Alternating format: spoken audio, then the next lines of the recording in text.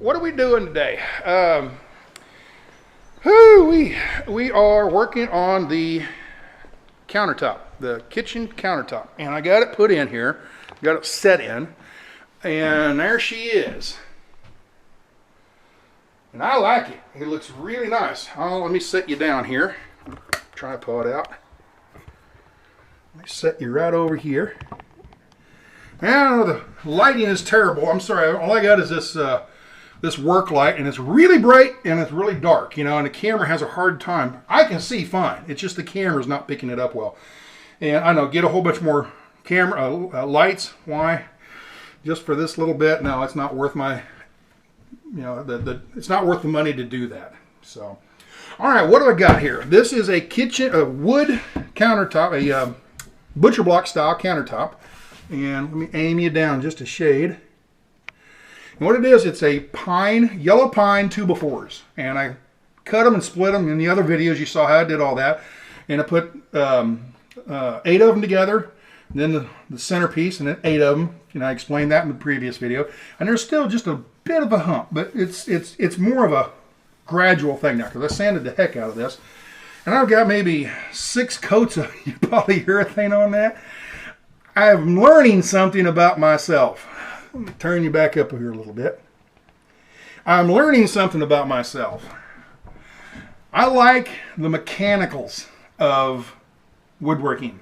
What I mean by that is I like the cutting and the fitting and the joinery and the putting it all together. I like that, the puzzle of making the pieces and putting them together. I don't like the fit and finish of it. You know, the sanding and the staining. Staining's not bad. But the sanding for hours, trying to get all this stuff nice and smooth, and then the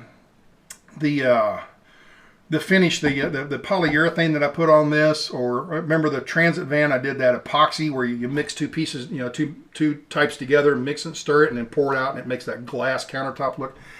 And I didn't do that this time because I had such a hard time with it last time. It takes a while for that to dry. I'm out here in this dusty shop, and it just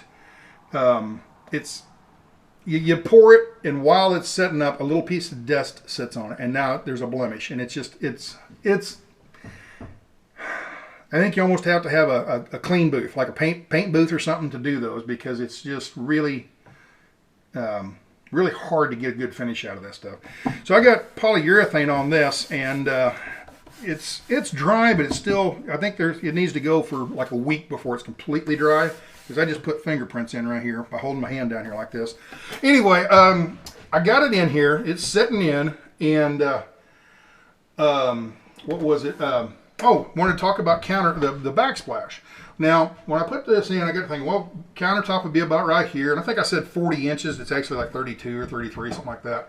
But anyway, I put the countertop in, and I need a backsplash of some type. Now, in the RV, in the transit van, I got those little tiles, or peel and stick tiles, and they had like an aluminum brick pattern, you know, and I really liked those. Those were really nice, and they're easy to put on, and easy to clean and wipe down and everything, and they really look good. Well, I went down to get some of the same ones, and I was amazed at the price. It like doubled in price. In the transit van, I think I needed about 5 of those, so they were like $8 a piece, and times 5 is $40. I went down there, and they've doubled in price. They're like $13.98 for the same exact stuff. It's a different brand, but it's the same exact thing, just a different name on it. And they're proud of them. So I got to adding that up. I'm like, I'm not spending whatever 13 times 10, it'd be $130. You know, no, I'm not going to do that.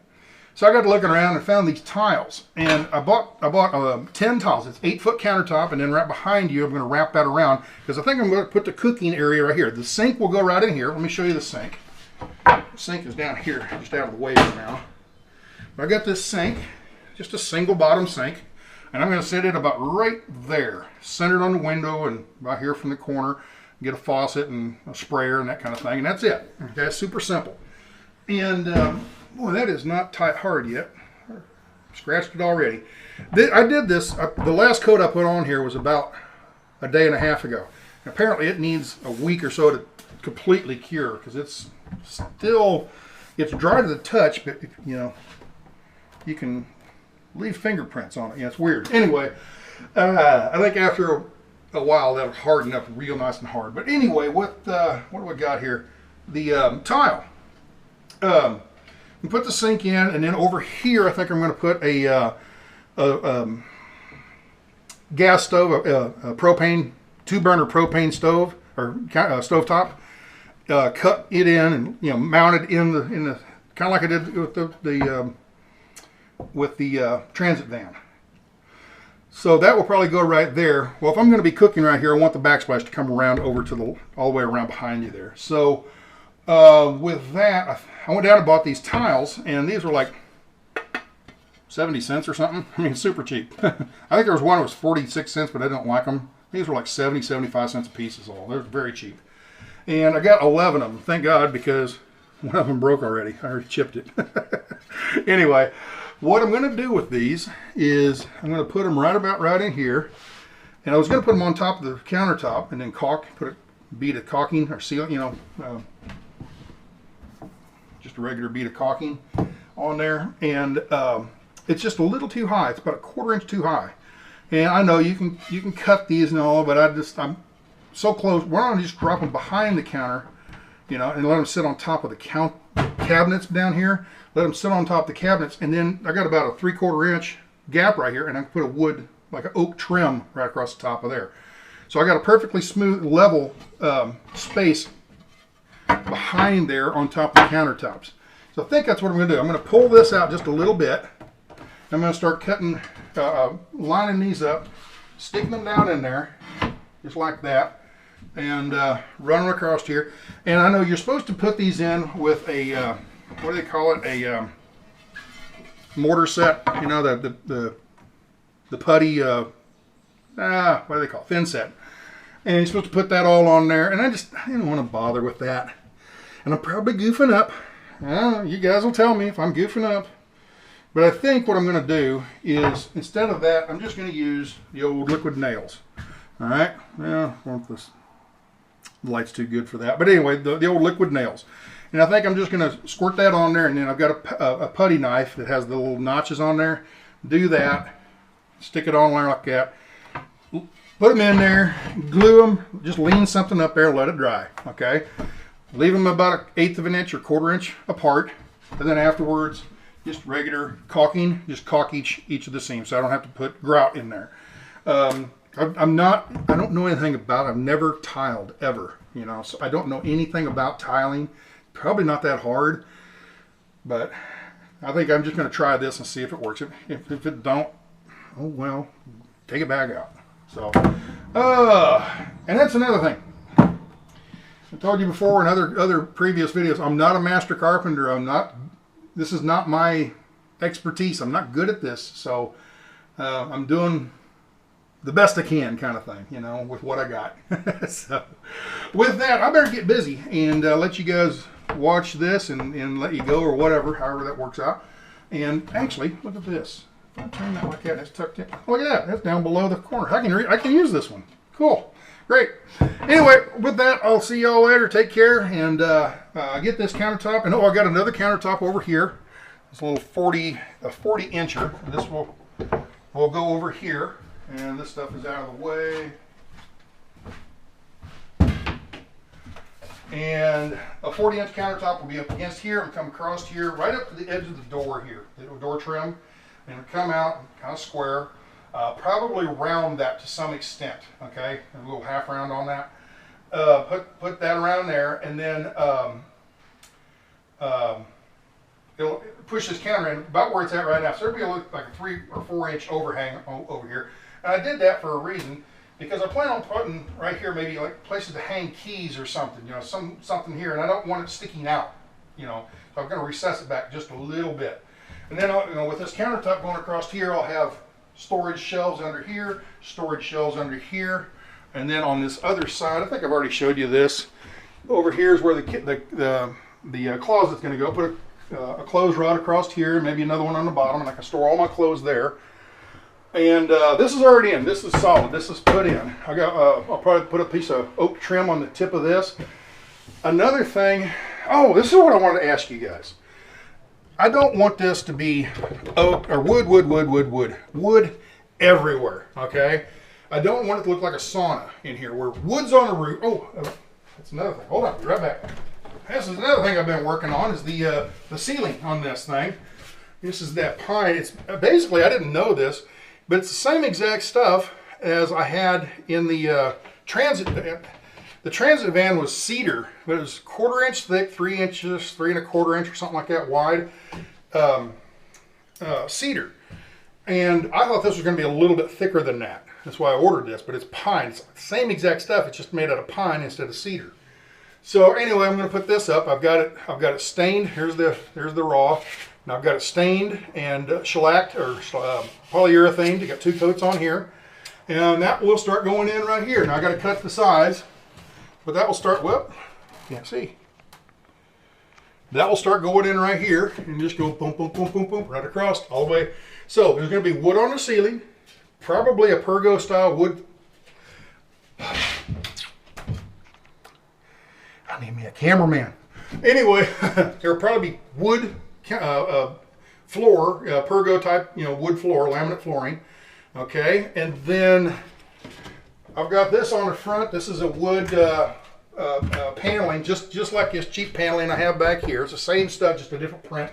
It's just basically really thick, you know, 1/8 inch thick cardboard with a paper veneer on the front. It's super cheap. You know, I wish they made it better than that. But I got that up there. So there's a darker barn style wood here, a lighter barn style wood here. There's going to be pine, knotty pine on the roof. Okay, yellow pine butcher block countertops, wood. But if I keep putting everything wood in here, it's going to look like a wooden sauna, you know, inside. So I think, let me set this down here now and move you guys over to here. What I'm thinking is these countertops.